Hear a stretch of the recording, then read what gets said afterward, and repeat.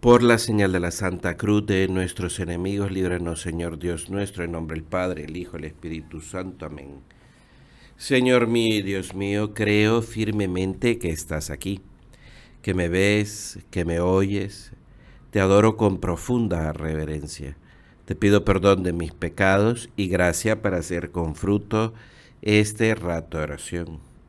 Madre mía Inmaculada, San José, mi Padre y Señor, Ángel de mi guarda, interceded por mí.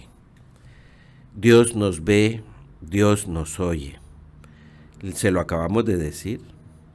Y si nos ve con infinito cariño, nos oye con gran paciencia y nos habla especialmente a través de la Sagrada Escritura. Jesús habla con palabras y con gestos, con obras. Por eso al arrancar este rato de oración, digámosle al Señor, Señor, que yo te sepa escuchar, que yo sepa aprender y que asuma mi misión, mi misión. Nos encontramos el día de hoy en esta fiesta de la transfiguración del Señor y para entender el Evangelio hemos de hacer el contexto. Jesús acaba de comunicarles a los apóstoles, de anunciarles sobre su pasión y su muerte. Muerte en una cruz. Muerte en una cruz. Evidentemente, los apóstoles al escuchar aquellas palabras del Señor, pues se quedan un poco llenos de miedo y de tristeza. Por eso el Evangelio nos dice claramente, dice, 6 días después tomó Jesús consigo a Pedro, a Santiago y a Juan, y lo llevó a ellos solos a un monte alto, y se transfiguró ante ellos, de modo que su rostro se puso resplandeciente como el sol, y sus vestidos blancos como la luz.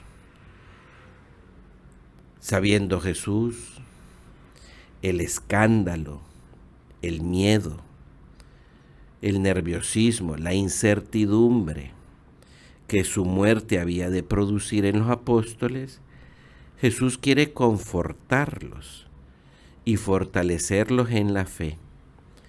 No se contentó Jesús con anunciarles que había de morir y resucitar al tercer día, sino que quiso que 3 de los 12 apóstoles, que serían columnas de la iglesia, viesen la transfiguración. Por un breve momento, aquellos 3 hombres vieron la gloria y la majestad de Jesús, ese Jesús que los esperaría en el cielo. Esto el Señor, este milagro lo hace, y le decimos: Jesús, qué bueno eres, lo haces este milagro para que no tuvieran miedo a seguirlo, que fueran generosos, fueran firmes en su fe, para que pudieran vivir su misión. Y nosotros le decimos al Señor: Señor, y lo que sucede es que muchas veces nosotros tenemos esa desconfianza en seguirte, porque en el fondo tenemos miedo a seguirte, a asumir nuestra misión. El Señor deja ver por un breve instante su gloria para que estos hombres se fortalezcan en vivir la misión de ser cristianos en medio del mundo. Vamos a hacer una cita del Papa Francisco, que en una ocasión, en un encuentro con jóvenes en Corea, el Papa estaba escuchando a una mujer que se llama Marina y que le decía que tenía un conflicto en su vida de qué hacer: seguir por el camino de la vida consagrada, la vida religiosa, o estudiar en la universidad para ayudar a otros. Porque la misión de un cristiano en medio del mundo está marcada por 2 cosas: o entrega a Dios en el celibato apostólico o en el matrimonio. Y entonces, fíjate, el Papa le respondía a esta mujer así. Dice, se trata de un conflicto aparente, porque cuando el Señor llama, llama siempre a hacer el bien a los demás, ya sea en la vida religiosa o vida consagrada, o como un laico, como padre y madre de familia. La finalidad es la misma, adorar a Dios y hacer el bien a los otros. ¿Qué tienes que hacer, Marina? ¿Y cuántos de ustedes se hacen esta misma pregunta? Yo también me la hice en su momento. ¿Qué camino he de elegir? Y entonces fíjate el Papa cómo seguía dando esta respuesta. Dice, tú no tienes que elegir ningún camino, lo tiene que elegir el Señor. Jesús lo ha elegido. Tú tienes que escucharle a Él y preguntarle, Señor, ¿qué tengo que hacer? Esta es la oración de cada uno de nosotros. Señor, ¿qué quieres de mí? Y con la oración y el consejo de algunos amigos de verdad, se encontrará el camino que el Señor quiere para mí. Por eso, fíjate, nosotros, le decimos nosotros al Señor, Señor, que te sepamos seguir. ¿Cuál es el objetivo de la transfiguración? Fortalecer para poder vivir esa misión y esa vocación en el mundo, Pero continuamos con el Evangelio. Dice, estaba Jesús que se ha transfigurado, lo ven resplandeciente los apóstoles y en eso se aparece Moisés y Elías hablando con Jesús. Moisés y Elías son como los máximos representantes de todo el Antiguo Testamento. La ley y los profetas. Moisés entregó la ley al pueblo, los 10 mandamientos. Y Elías como representante de todos los profetas, podríamos decir. La posición central de Jesús, estando en medio de ellos, indica que el Señor es el importante, que Jesús es el importante. Este destello de la gloria divina bastó para transportar a los apóstoles a una inmensa felicidad que en Pedro le produce un deseo incontenible. Y por eso nos dice el Evangelio que Pedro, tomando la palabra, le dijo a Jesús, Señor, qué bien estamos aquí. Si quieres, haré 3 tiendas, una para ti, otra para Moisés y otra para Elías. Fíjate, aquellos apóstoles que estaban llenos de miedo, de incertidumbre, inseguros, al ver la gloria de Jesús, al ver que es Dios, que vale la pena seguirlo, se llenan de felicidad. Y esto pasa siempre. Cuando uno por fin se decide a seguir plenamente al Señor, uno se llena de una gran felicidad. De una gran felicidad. Por eso digámosle al Señor, Señor, que yo te sepa seguir con fortaleza. Todavía estaba hablando Pedro cuando una nube los cubrió a Jesús, a Moisés y a Elías. Y una voz desde dentro de la nube se escuchó que decía, este es mi Hijo el amado, en quien me he complacido. Escúchenle, escúchenle. Los primeros cristianos, los padres de la iglesia, decían que estas palabras que escucharon los apóstoles son casi idénticas a aquel día en que Jesús fue bautizado en el Jordán y que nos dan a entender que Jesús es el Hijo de Dios, el Hijo amado, Dios mismo. Dios mismo. Y además insistían esos primeros cristianos en eso que decía esa voz desde dentro de la nube, que era la voz de Dios Padre. Escúchenle, escúchenle.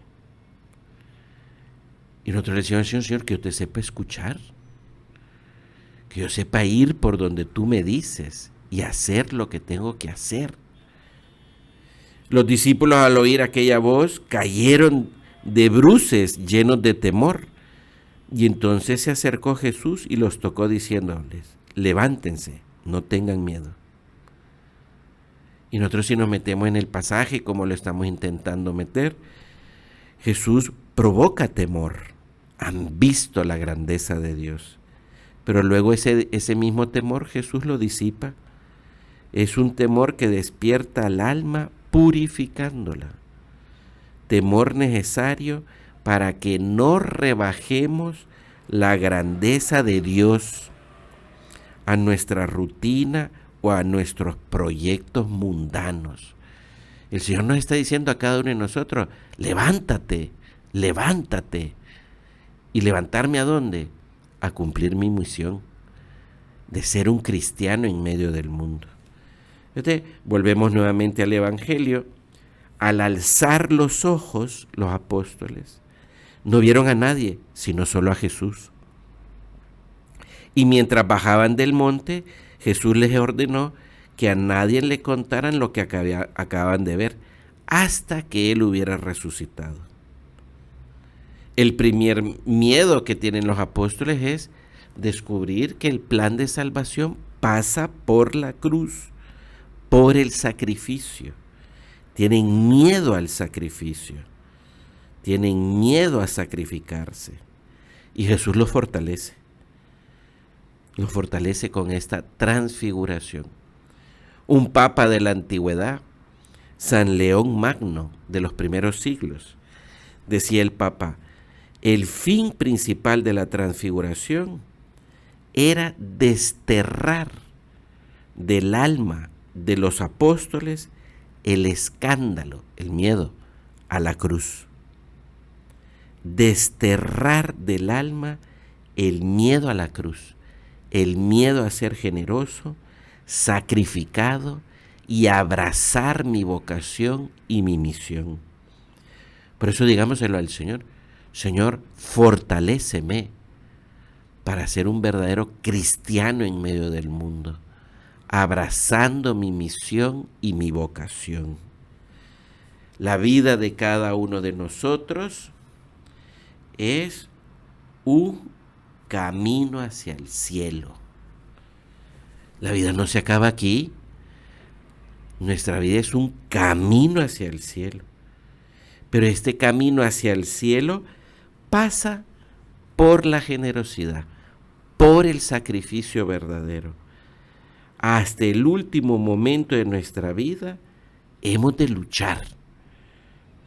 Y a veces, muchas veces, contracorriente. Y es posible que tengamos la tentación de querer hacer compatible la vocación y la misión con una media entrega, con una vida fácil y quizá aburguesada, cómoda, como la de tantas veces, como la de tanta gente que vemos a nuestro alrededor, que tienen el corazón puestos en ellos mismos, no en llegar al cielo. Jesús quiere fortalecer a los apóstoles y también a nosotros para que vivamos bien nuestra vocación y nuestra misión. Te voy a citar a otro papa, fíjate, al Papa Pablo VI. Decía el Papa, ¿no hemos sentido frecuentemente la tentación? Era una pregunta que hacía él, de creer que ha llegado el momento de convertir el cristianismo en algo fácil, de hacerlo confortable, sin sacrificio alguno, de hacerlo conformista, con las formas cómodas y comunes de los demás, con un modo de vida mundano? No es así, decía el Papa. El cristianismo no puede dispensarse de la cruz. La vida cristiana no es posible sin el peso fuerte y grande del deber, de la misión. Y terminaba el Papa diciendo, si tratásemos de quitar esto a nuestra vida, nos crearíamos ilusiones y debilitaríamos el cristianismo. Lo habríamos transformado en una interpretación cómoda de la vida. Esto es una gran tentación que dice el Papa y le decimos a Jesús, ¿qué tentación más fea es esta? A veces tenemos la tentación de vivir un cristianismo cómodo, un cristianismo que no produzca problemas, un cristianismo que nos haga buenas gentes, pero no meternos en líos, que hacemos cosas buenas, pero sin generosidad. No, Jesús se ha transfigurado para fortalecer a los apóstoles en su misión de transformar el mundo. Y de esa misión participamos nosotros. Por eso la Iglesia celebra esta fiesta de la transfiguración, para que cada uno de los cristianos recuerde, ¿no? En el cielo nos espera Jesús, pero en esta tierra tenemos misión, y no es fácil esa misión. Por eso, en lo que queda de este rato de oración, vamos a dedicarnos a la misión del cristiano. Y el contexto del mundo, de la sociedad, tiene grandes desafíos. Y uno podría decir, y esto lo he sacado de un teólogo muy, muy correcto, que reúne la opinión de varias gentes siguiendo la enseñanza de San José María. El mundo tiene muchos desafíos. El contexto en el que vivimos nuestra misión, primero es que es una sociedad y una cultura que tiene un proceso de secularización. ¿Y esta palabra qué significa? Es una sociedad y una cultura sin sentido. Se hacen cosas por hacer cosas que no tienen sentido y que cada vez tiene menos humanismo. ¿Cuántas veces le decimos a Jesús, pareciera que lo importante es hacer cosas y ser menos humano, sin cultura, sin buen gusto? No. Lo que hay que hacer cosas, hacer cosas. Y cada vez perdemos en ese contexto ser menos personas. Otro rasgo, la inmediatez. Todo tiene que ser ya. No se puede esperar. Se tiene que obtener inmediatamente. Y esto conduce, como dicen los estudiosos, al emotivismo, a pensar, razonar y actuar solo por emociones, a la espontaneidad, pero ajena a la ética y a la buena educación, al materialismo y por supuesto a las adicciones. El contexto del mundo es, todo es inmediato. Tercer rasgo, ¿no? Una fascinación por todo lo que es exterior. Lo fascinante es lo externo, lo que se ve, lo que se puede tocar, lo que se oye. No es importante el contenido, ni los valores, ni los ideales. Y uno puede acabar viendo hasta una película que técnicamente está muy bien, pero no tiene contenido. Cuarto rasgo, crisis del concepto de identidad. Una identidad que se construye solo con la libertad, sin tener raíces, ni pasado ni historia. Como que lo importante es que yo use mi libertad sin usar la razón. Y por último, un rasgo que es horrible son espiritualidades o religiosidades sin Cristo. Sin Cristo. Queremos virtudes, pero sin Cristo, sin Dios. En medio de este contexto, el Señor quiere fortalecernos para que vivamos nuestra misión. ¿Y cuál es esa misión? Podríamos decir. Y le decimos al Señor, ¿cuál es esa misión? Para un cristiano en medio del mundo, vamos a reducirlo a dos aspectos para hablarlo con el Señor. El primero, el trabajo. Y el segundo que vamos a hablar es las amistades, el trato personal. El primero, el trabajo, hacer las cosas por amor y hacerla bien.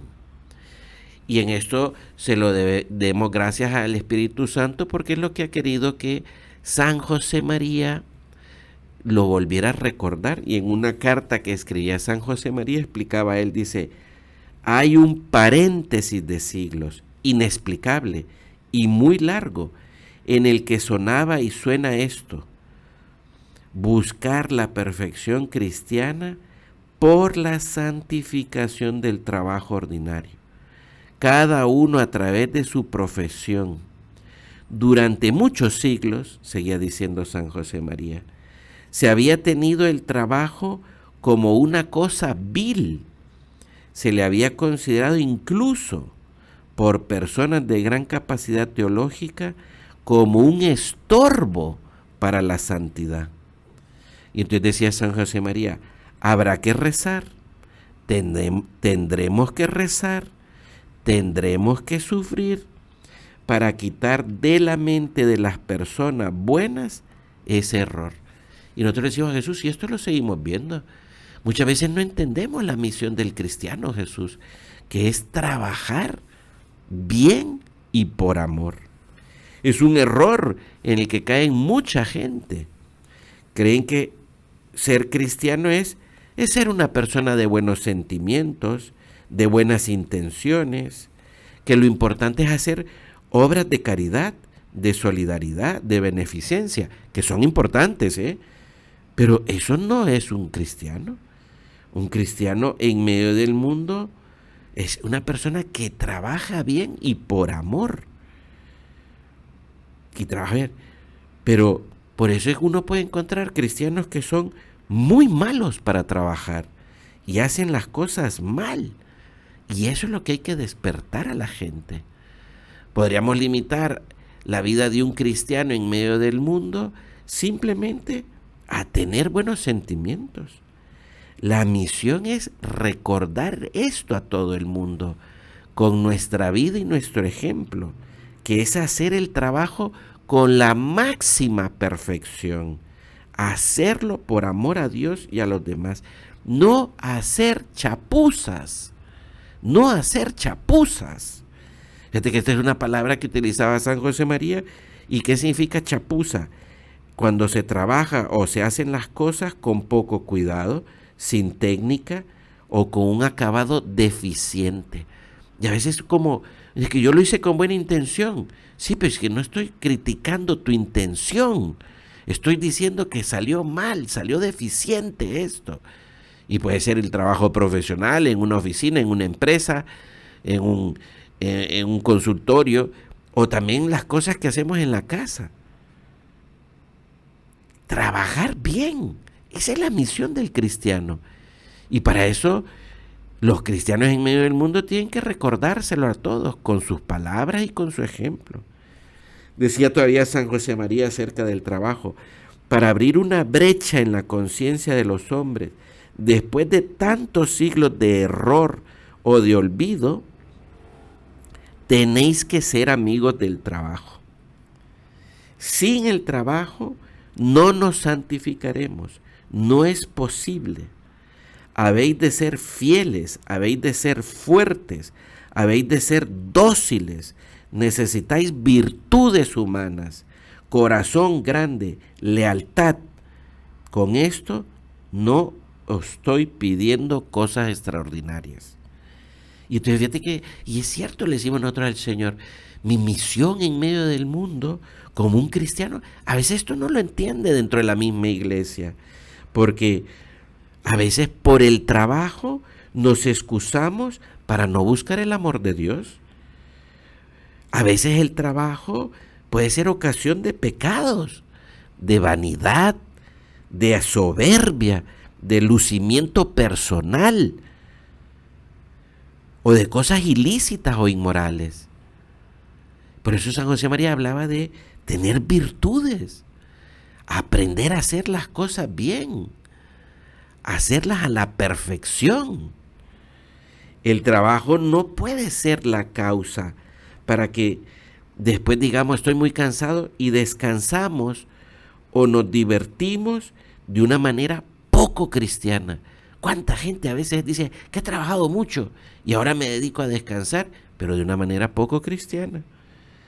O bien, un trabajar sin relación a mi trato con Dios. ¿A qué me refiero? A lo que muchos escritores lo han puesto por escrito.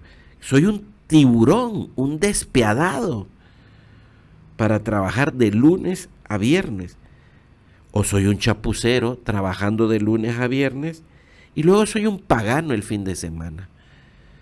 El trabajo es lo que Dios nos llama a la misión, a hacer las cosas bien por amor.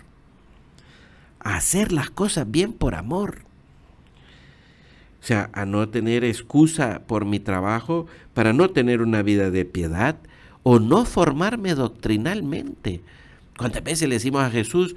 Porque decimos, no, es que tengo mucho trabajo, y entonces ya no leemos, no acudimos a esos medios de formación, y todo eso es parte de la misión del cristiano, hacer las cosas bien y en su momento.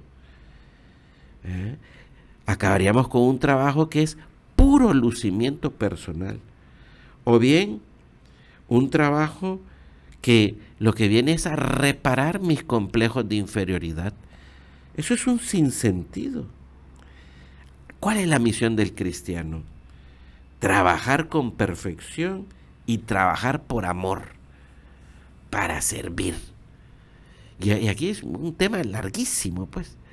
Pero quiero tocar el último punto, ¿no? O sea, decir que la misión del cristiano también es el trato personal. Aprender a tener verdaderas amistades. ¿Por qué? Y entonces fíjate que le vamos a dar un giro que me parece a mí que es un poco más profundo que lo que puede servir. ¿Por qué la amistad de un cristiano con otros? Porque es asumir el gran reto de la asimilación, asimilar las cosas.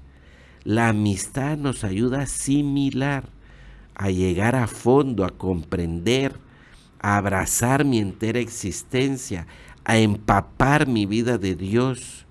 Y para eso se necesita la amistad. Dice un filósofo contemporáneo, los amigos nos hacen confiables. Los buenos amigos nos tiran para arriba. Los malos amigos son los compas, los compinches o peor aún, los cómplices. Cuando uno de verdad tiene amistad con otro, uno le va diciendo a ese otro, ¿no? Mira, esto ya te lo había dicho, pero tal y tal y tal. Estoy ayudando a asimilar, a que se asimilen las cosas. Si yo no hablo, yo no digo y simplemente entiendo por amigo a aquel con el que salgo a divertirme, con el que me lo paso bien, eso no es amistad, eso es un compinche y puede llegar a ser un cómplice, un cómplice. Por eso el trato personal de amistad mejora a los demás, pero sobre todo me mejora a mí mismo, ya que me hace responsable. Me hace a mí primero yo asimilar, primero yo empapar mi vida de Dios. Y entonces uno empieza a decirle a la gente, yo esto lo vivo así, mira, a mí me sirve de esta manera. Eso es un cristiano en medio del mundo. Es así como los primeros cristianos convirtieron todo un imperio romano. Un trato personal con los demás que nos llama el Señor no es solamente hablar de Dios, sino también despertar a una verdadera humanidad, a ser humanos, con cultura, con buen gusto, con apertura a la verdad y al bien, a la belleza. Y le decimos al Señor, por eso el mundo necesita de los cristianos, para despertar a mucha otra gente. Cuánto mal gusto hay en el mundo hoy en día. Cuántas cosas como muy ignorantes, ¿no? Y decir, para eso estamos. Claro, una misión en este contexto, con esos aspectos, viendo el trabajo y el trato personal. Por eso necesitamos de ti, Jesús, que nos fortalezcas, que nos fortalezcas. Vamos a terminar, se nos ha ido el tiempo, pero acudimos a la Virgen Santísima. Le decimos en el rosario, Reina de los Apóstoles. Ella fortaleció a los apóstoles y también nos puede fortalecer a nosotros. Y le decimos, Madre mía, alcánzanos la gracia para vivir fielmente la misión de un cristiano en medio del mundo. Te doy gracias, Dios mío, por los buenos propósitos, afectos e inspiraciones que me has comunicado en esta meditación. Te pido ayuda para ponerlos por obra. Madre mía Inmaculada, San José, mi Padre y Señor, Ángel de mi guarda, interceded por mí.